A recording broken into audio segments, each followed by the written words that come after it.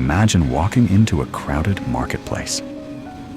The air is thick, not with dust or heat, but with noise. Not the kind that comes from vendors shouting prices or children laughing. This is a different kind of noise. It's the murmur of unthinking agreement, the hum of conversations that say nothing, repeated endlessly, like broken records spinning in the sun. Everywhere you turn, eyes follow the same invisible rhythm. Faces tilt in unison, heads nod without hesitation, and voices repeat words they did not write. They've learned not to question the melody, only to dance to it. You notice something strange. You are the only one moving against the tide. You try to speak, not to provoke, but to point out the obvious, and you feel it instantly. The shift, the silence that falls around you, is not the absence of sound, but the presence of judgment. In a moment, you become an outsider, an anomaly.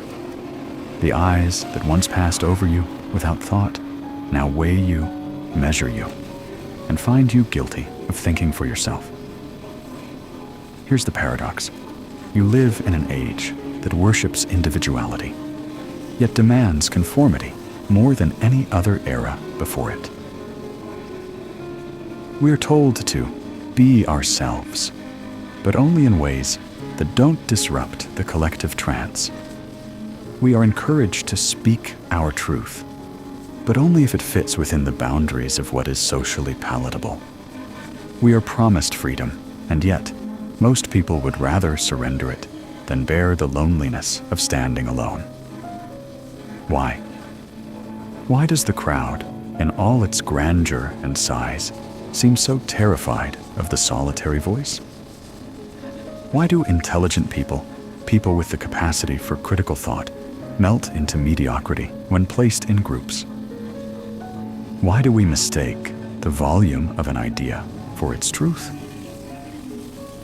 Maybe you've noticed it in your own life, how conversations with friends, family, or colleagues can turn into scripted plays, each person delivering lines that have been rehearsed by the culture at large. No one asks where the script came from. No one dares to throw it away. You begin to wonder if the real epidemic is not ignorance, but obedience. Not a lack of information, but an excess of unexamined beliefs. We live surrounded by noise, social media noise, political noise, cultural noise. And in this noise, thinking becomes exhausting. So we outsource it. We let the loudest voice decide what is real. And then we mimic it. It's easier. It's safer. But here lies the great and terrible question. If the majority of the people around you have surrendered their minds to the collective will, if their thoughts are no longer their own, then who exactly are you trusting when you follow them? And if you choose not to follow, if you resist the current, are you ready to face the truth that the path of clarity is also the path of exile? The crowd will tell you that to leave is madness. But what if it's the other way around?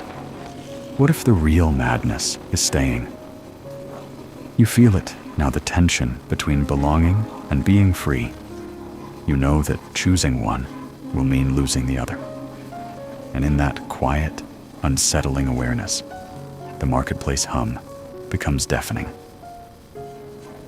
And so the question remains, will you keep dancing to a song you never chose, or will you learn to walk in silence? The most dangerous prison is the one you cannot see.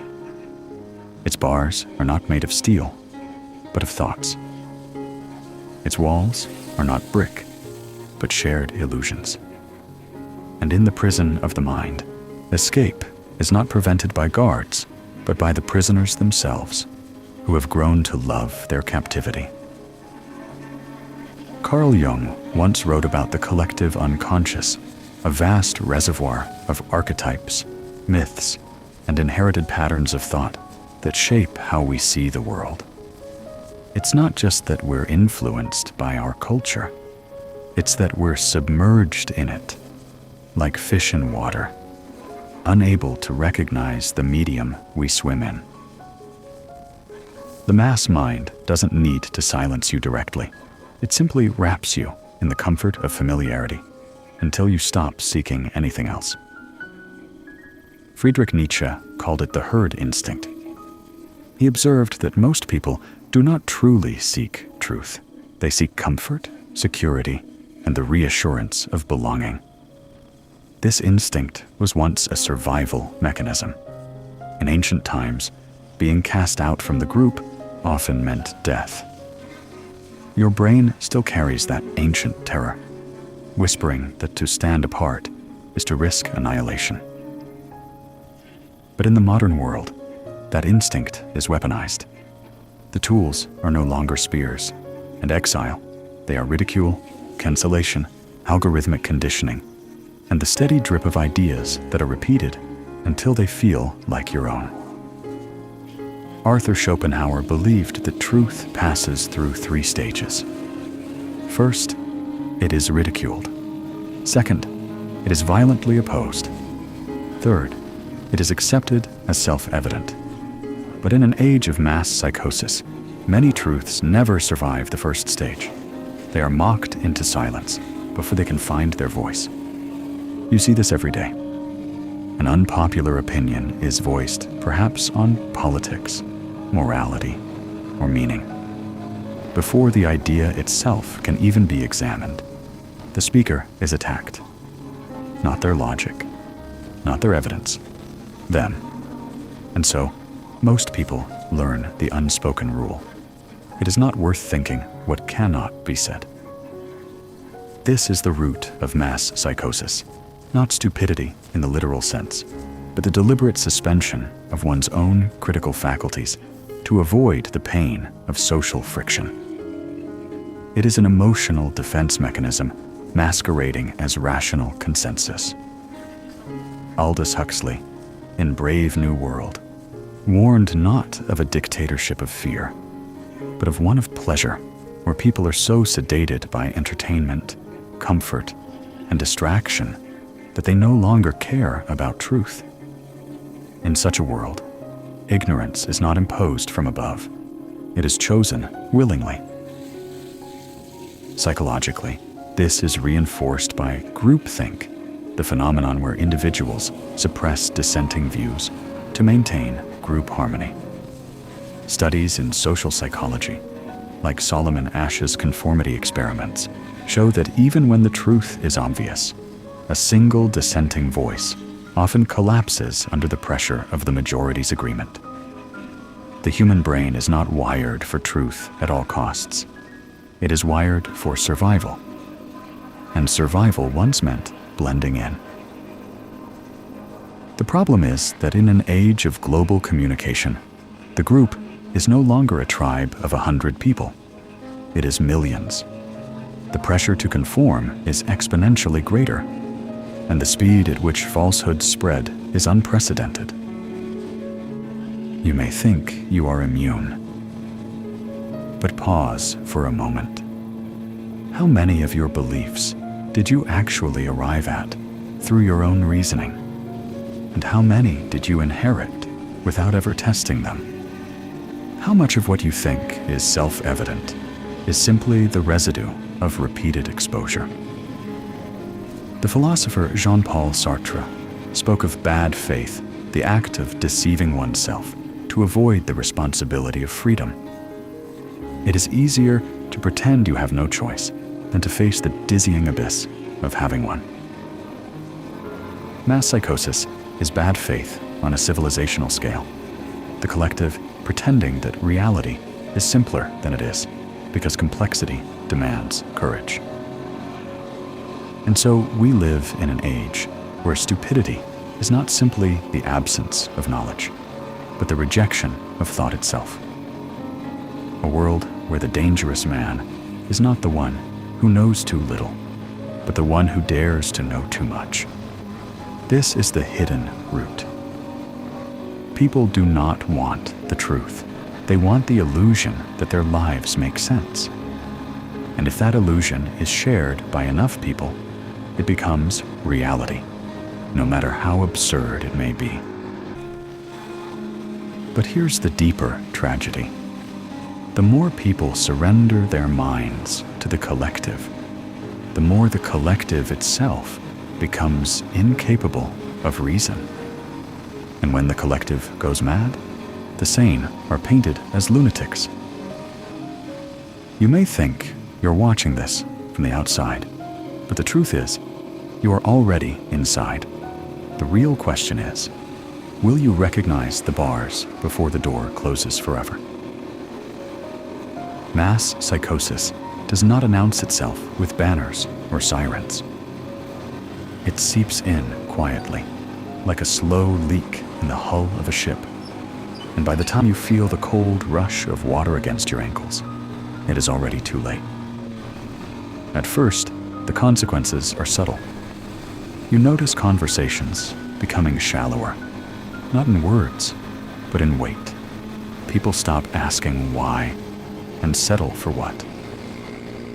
The news becomes a theater of outrage, every headline designed not to inform, but to provoke.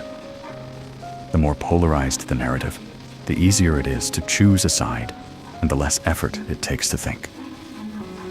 Your relationships begin to change, not because you have drifted apart, but because there is less and less room for independent thought.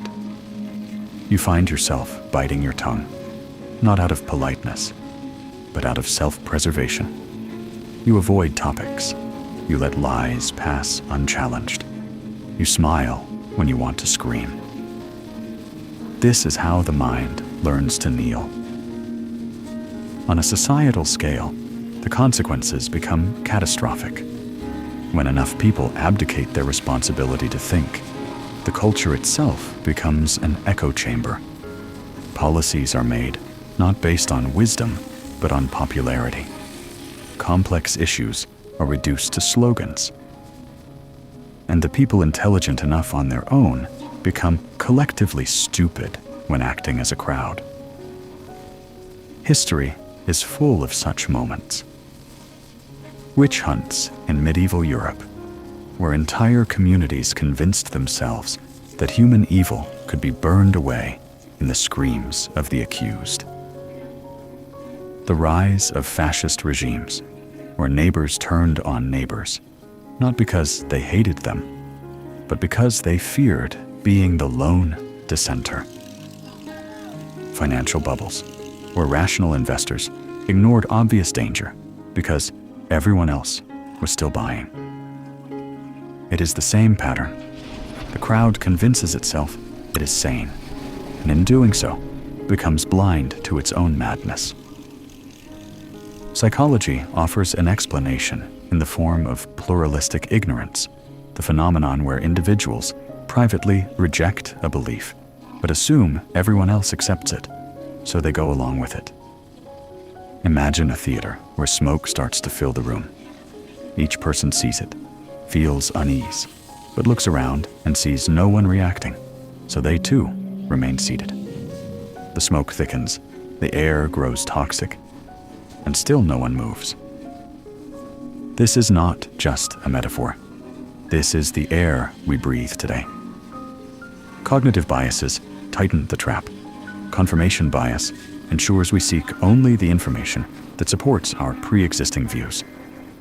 Authority bias makes us trust a statement simply because someone with status said it. Bandwagon effect tricks us into thinking the majority must be right. These biases are not flaws of intelligence. They are features of a brain designed for survival in a tribe. But in the wrong environment, they become fatal weaknesses. On an individual level, the unseen consequences are even more insidious. When you suppress your own critical thinking for too long, you start to lose it. The neural pathways of skepticism weaken. Your threshold for questioning drops. Eventually, you no longer can think against the grain. not because someone forbids it, but because the muscle has atrophied. And when the mind weakens, the soul follows. You stop trusting your instincts. You stop feeling the sharp sting of injustice. You stop caring whether what you believe is true, only whether it is safe. This is how civilizations rot from the inside. Not through invasion, but through corrosion. Not because the people are too ignorant, but because they are too comfortable. And perhaps the most devastating consequence of all is this. Once a culture reaches a certain level of collective delusion, it will attack any attempt to wake it up. Try telling a sleepwalker that they're asleep, and they'll get angry. Try telling a crowd in the throes of mass psychosis that they are wrong, and they will see you as the threat. This is why genuine change is so rare. It is not enough to have the truth. You must be willing to endure exile for it. But here lies the dangerous reality. If you choose to remain silent, you become complicit in the madness. If you speak, you may be cast out. And so, the real question emerges. Are you willing to be the lone voice of reason in a room that has forgotten reason exists? Because if you are not, the room will decide for you. And when it does, you may not even notice that the walls have closed in until there is no way out. Rebellion does not begin with a banner in the street. It begins in the silent chambers of the mind, with one dangerous sentence. What if they're all wrong? That is the spark. Small, inconvenient, often terrifying. Because the moment you entertain it, you feel the ground beneath your feet shift. Suddenly, the comfort of the crowd turns cold. You realize that the safety you felt was not safety at all, but sedation. Breaking free from mass psychosis is not a matter of shouting louder than the crowd. The crowd thrives on volume. It feeds on attention. The true act of rebellion is not to match its noise, but to withdraw from its frequency altogether. First, you must reclaim your attention. In an age where algorithms dictate your reality, your attention is the front line of your freedom. Every headline, every viral post, every trending outrage is bait designed to keep you reactive, not reflective. You must starve the machine of your mind's energy. Limit your exposure to the echo chambers. Step away from the drip feed of consensus. Learn to be comfortable with not knowing the latest outrage of the hour.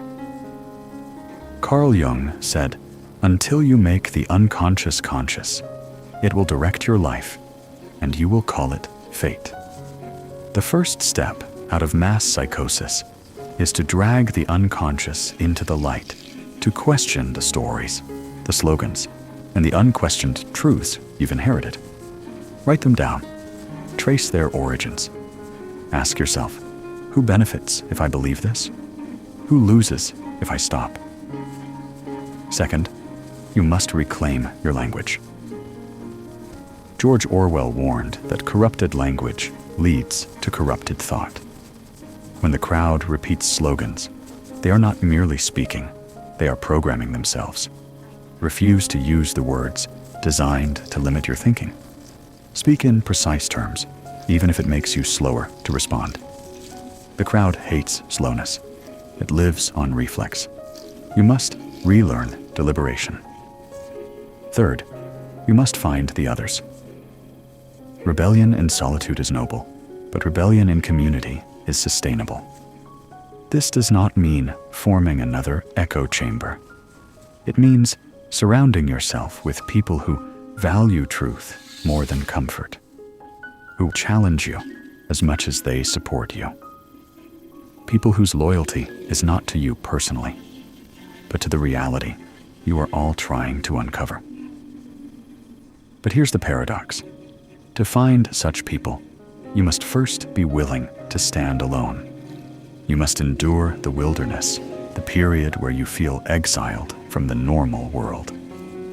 Nietzsche's Übermensch is born in this wilderness, forged in the loneliness of self-reliance. Only when you no longer fear exile can you see who else has been exiled for the same reason. Fourth, you must reclaim your silence. The crowd is addicted to noise because silence is where thinking begins. Most people cannot stand to be alone with their own thoughts for more than a few minutes without reaching for a distraction. But silence is not emptiness. It is the forge where clarity is shaped. Practice being still. Walk without music. Sit without a screen. Let your mind wander into places the crowd has never shown you. Finally, you must reclaim your courage. Every act of rebellion, no matter how small, requires the willingness to be disliked. This is the price. There is no way around it. The crowd will test you. It will call you arrogant, paranoid, foolish, or cruel. It will use guilt to pull you back, reminding you of the warmth you left behind. But that warmth was the heat of the herd, not the fire of your own mind. The irony is that the moment you break free, the world does not suddenly become clearer. In fact, it becomes messier. The easy answers dissolve. The moral lines blur.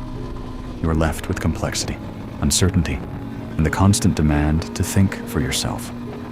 Many cannot bear it and return to the comfort of the crowd. But if you can stay, if you can resist the urge to return, something shifts. You begin to see the patterns the crowd cannot see. You start to understand the mechanisms of manipulation, the psychology of obedience, the architecture of mass delusion. You see the strings being pulled, and more importantly, you see who is pulling them. And once you see, you cannot unsee. This is the beginning of true sovereignty, not the kind handed to you by governments or social movements, but the kind that exists entirely within your mind, the kind no one can take unless you give it willingly. Your rebellion will not change the crowd overnight. Most will never leave, but your very existence outside the mass psychosis is a threat to it. Every free mind is a crack in the wall, a reminder that escape is possible. And so you must ask yourself, will you be another voice lost in the roar? Or will you be the quiet, steady pulse that reminds others there is life beyond the trance? Because the first rebel was never the one who shouted the loudest. It was the one who refused to bow. There comes a moment, after the noise has faded and the dust has settled, when you realize the most disorienting truth of all. The crowd was never your greatest enemy. It was only a mirror reflecting the parts of you that wanted to belong more than you wanted to be free. For all the talk of manipulation, propaganda, and mass psychosis, the final realization is far more intimate. The chains were not forged entirely by society. They were also forged by your own hands, link by link, every time you chose comfort over clarity, safety over truth. This is where the real liberation happens, because this is where the illusion of them versus you dies. You see that the crowd's madness is a projection of the madness you once carried within yourself. You see that the lies you fought so hard against were the same lies you once repeated without question. And you begin to understand. Escaping the mass psychosis is not about defeating others. It is about transforming yourself. Carl Jung spoke of individuation, the process of integrating the shadow, of becoming whole by embracing both light and darkness within. Until you confront the parts of yourself that craved the warmth of conformity, you will always be at risk of returning to it. The crowd will find its way back into your heart, unless you have faced the reason you once loved it. This is the paradox of awakening. The more you awaken, the more compassion you feel for those still asleep. You no longer look at them as fools, but as mirrors of your former self. You remember the fear, the longing, the relief that came from surrendering responsibility to someone else. And you realize that, in their eyes, you are the madman now. The greatest danger after awakening is bitterness. It is easy to hate the crowd for its blindness, to resent it for rejecting you. But bitterness is just another prison, one that keeps you chained to the very thing you escaped. True liberation is not measured by how far you've run from the herd, but by how little power its noise still has over your mind. And here lies the deepest truth. The opposite of mass psychosis is not isolation. It is sovereignty, the ability to think, feel, and act from a place untouched by manipulation, whether you stand alone or among millions. You realize that your role is not to save everyone. You cannot drag someone out of a dream they are determined to keep. Your role is to remain awake yourself, to live in such a way that your clarity becomes a quiet, unshakable beacon for those who are ready to see. This is where the fear begins to fade. You stop looking over your shoulder for the crowd's approval. You stop needing your thoughts to be validated by numbers. You stop shaping yourself to fit a world that no longer fits you. And in that space, in that silence, something unexpected happens. You begin to hear your own voice again. Not the voice of rebellion, not the voice of reaction, but the voice that was there before the noise. The voice that is not for or against the crowd, but simply yours. It speaks in truths that do not depend on consensus. It whispers insights that will never trend on social media. It tells you that your worth was never measured by agreement, and that your freedom was never given. It was always yours to claim. You begin to live differently. You read not to confirm, but to discover. You speak not to win, but to illuminate. You listen not to react, but to understand. And slowly, the world changes, not because you have changed it directly, but because you have removed yourself from its madness without abandoning your humanity. The final, most powerful realization is this: you cannot control the collective mind, but you can choose not to be part of it. Mass psychosis will come and go. The faces will change. The slogans will change. The technology will change. But the human tendency to surrender thought for belonging will remain. Your task is not to eradicate this tendency from the world, but to uproot it from yourself every single day.